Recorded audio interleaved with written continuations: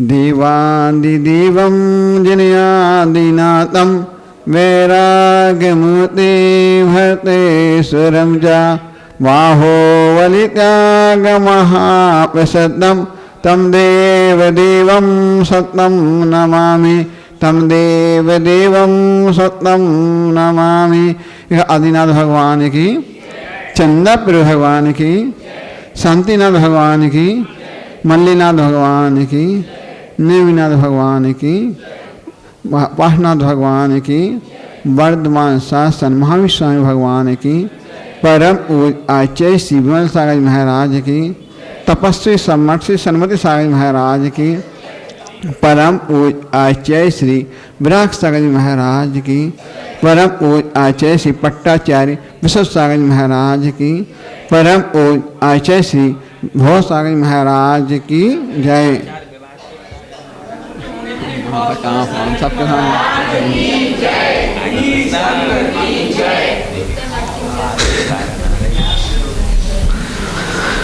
भगवान, आपने सबने देखा कि शिष्य गुरु के चरणों में साधना करता था। सोचता है मेरा समय बहुत लंबा हो चुका है, तो लंबा होने के बाद वो बाद में उसकी साधना सिद्धि तक नहीं पहुंच पाता है। तो एक दिन उसने अपनी पीड़ा को गुरु चरणों में प्रकट कर दिया, गुरु चरणों में अपनी प्रकट कर दी कि बहुत समय लंबा हो चुका है।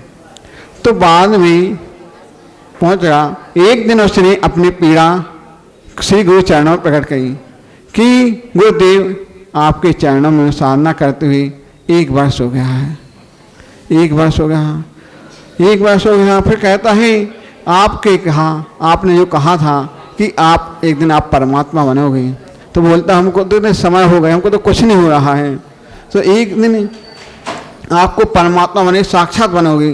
तो एक लंबा समय बीत जाने के बाद फिर मुझे परमात्मा का कोई आभास नहीं हुआ। क्या आपके इसी चरणों में साधना करने के बाद मुझे सिद्धि वंचित रहना पड़ेगा?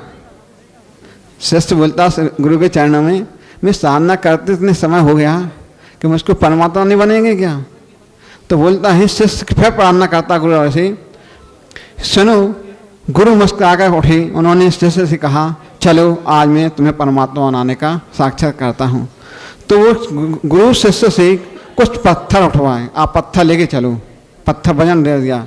गुरु बोलते हैं आपको पहाड़ पर चढ़ना है और पत्थर लेके चलना है। सोचता पत्थर लेके चलना है, तो पत्थर लेके कैसे चलें? थोड़ा तो वो चल पाया, चढ़ना कठिन होता पहाड़ पे। तो पहाड़ पर चलना है पत्थर लेकर, तो पत्थर के पकड़ते हुए सामने की पहाड़ी पर चलने का इशारा कर दिया गुरु ने। तो ऊपर सामने चलना, पहाड़ी काफ़ी ऊंची थी, बहुत ऊंची थी।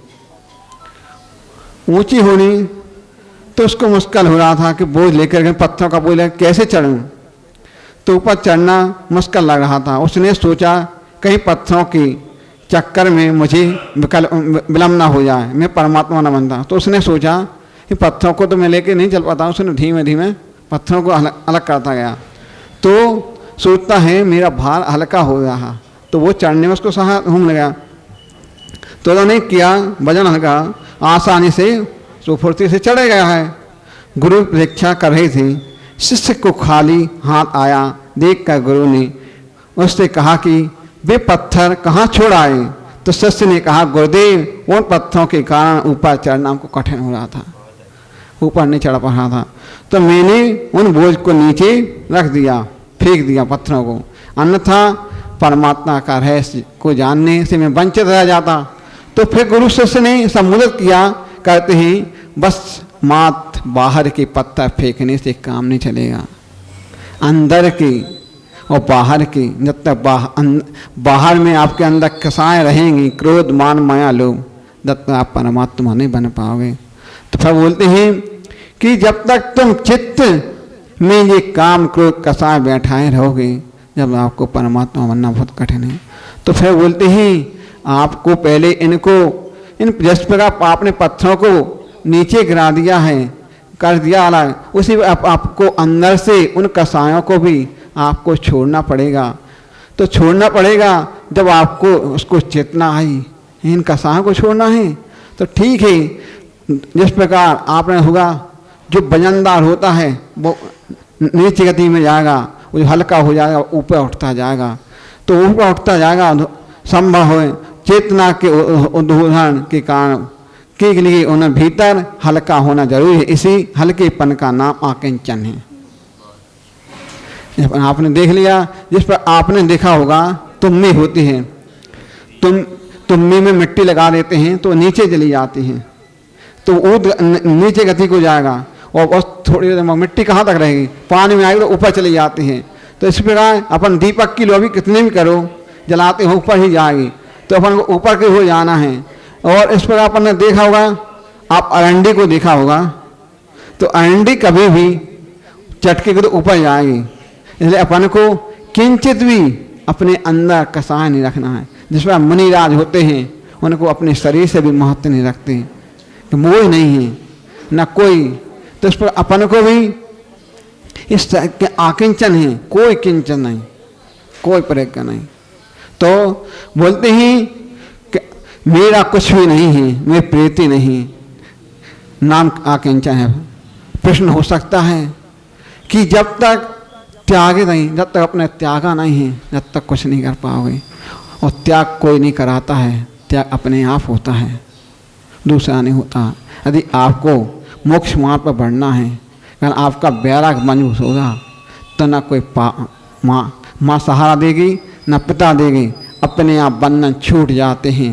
भगवान कहते हैं खम्मे को दूसरा नहीं पकड़ा है, खम्मे को अपन स्वयं पकड़े हैं, छोड़ने का प्रयास करेंगे तो छूट जाएंगे।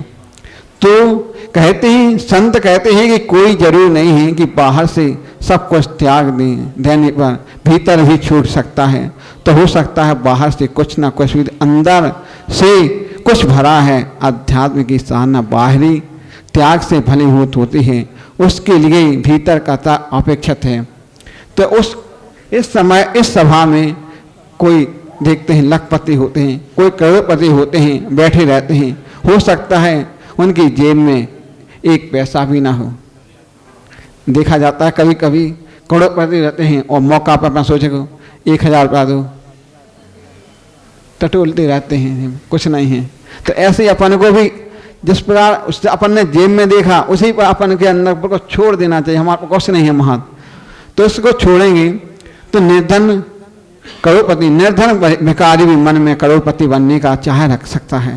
अपन भिखारी होता है वो भी करोड़पति बनना चाहता है, तो निर्धन भिखारी भी मन में करोड़पति बनने की चाह से टूटना चाहिए, तभी तक त्याग सार्थक होता। और कुछ भी जिसका त्याग किया उस पर महत्व नहीं रखना चाहिए।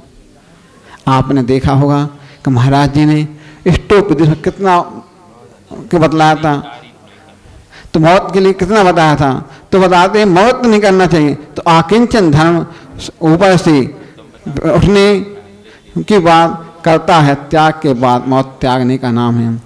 तो आकिंचन धर्म दूसरा निर्दिष्ट है। आचार्य बोलते हैं कि मेरा न मैं है न तेरा शरीर, इस शरीर से अपन मौत तक छोड़ना है। इस प्रकार अभिप्रात का नाम त्याग आकिंचन है। अध्यात्म साधना की मौत का त्याग अनिवार्य है, क्योंकि जब तक अपने अंदर इस शरीर से मोह रखोगे जब तक नहीं कर पाओगे। जब तक अपन देखते ही कि आपको ठंडी लग रही है, गर्मी लग रही है, और जब अपने आप में हो जाएंगे कहाँ शरीर है कहाँ आत्मा है, शरीर की मोह में करेंगे तो कभी अपना कल्याण नहीं कर पाएंगे। जिस प्रकार अपन ने देखा है सुकुमार मुनि राज को जब बैराग हुआ तो जब उन्होंने कुछ ना घर में कोई कमी दी क्या, सुकुमार मुनि राज को कोई कमी दी क्या? उन्होंने कहाँ 7 मंजिल महलों के खंडों में रहने वाले, जहाँ कभी उन्हें सूर्य का प्रकाश नहीं देखा है, उन्होंने माँ प्रकाश में देखा है स्फटिक का, और देखते हुए उन्होंने राय के दाने गढ़ते थे उनके लिए। और फिर देखा जब माँ आरती उतारती थी तो आंखों से आंसू आ जाते थे।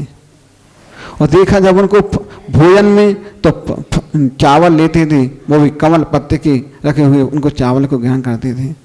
तो जब वैराग हो जाता है तो किसी अपने आप में कुछ नहीं दिखता है, ना माँ दिखते हैं, ना पिता दिखते हैं, ना शरीर दिखता है।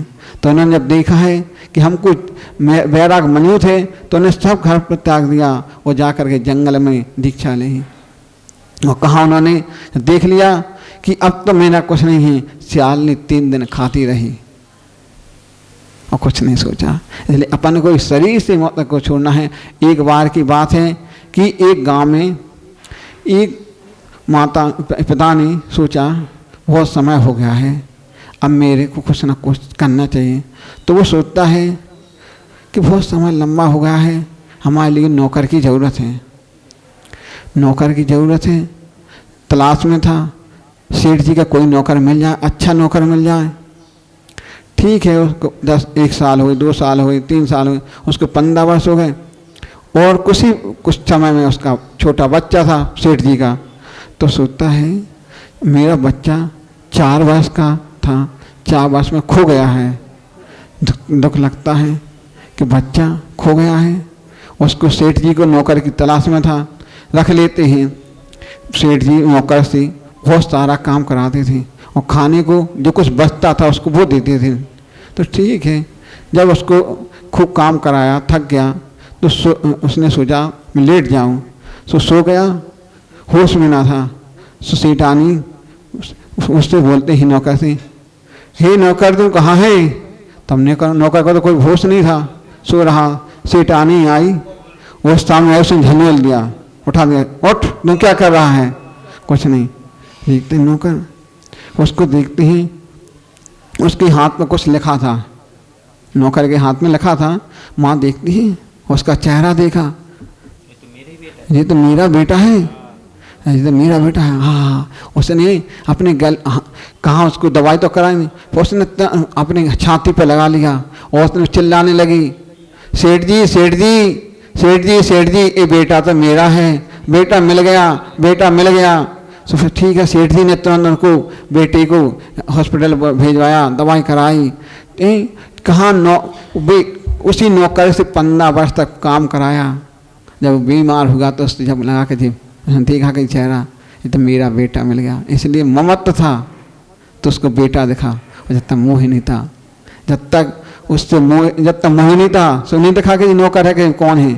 जब उसने बाद में देखा ये ठीक है, इतना मोह होता है किसके प्रति? शरीर के प्रति होता है। जैसे माता पिता होते हैं, अपने बालक के प्रति कितना मोह हो जाता है। थोड़ी सी पीड़ा होती है, माँ को लगता है, पिता को लगता है मेरा बेटा जल्दी स्वस्थ हो जाए, जल्दी से जल्दी दवाई अच्छी लग जाए। तो उसको माता ने जब देखा तो उसको धिक्कार हुआ कि मैं इस बेटे से मैंने ये तो बेटा है, इससे मैंने कितना कितना काम कराया, खाने को नहीं दिया और काम कराते रहे। मैंने ये नहीं पूछा तेरे भूख लगी क्या, क्या लगी। अकेले बहु जिसको लगता है कि बेटा उस बेटे से पूछी तो उसको कितने दिन हो गए, तो बेटा बोलता है इसको 15 वर्ष हो गए, मैं इसको मालूम नहीं मेरे माता पिता कौन से हैं। तब वो माँ बोलती है ये तो मेरा बेटा है, मेरा बेटा है।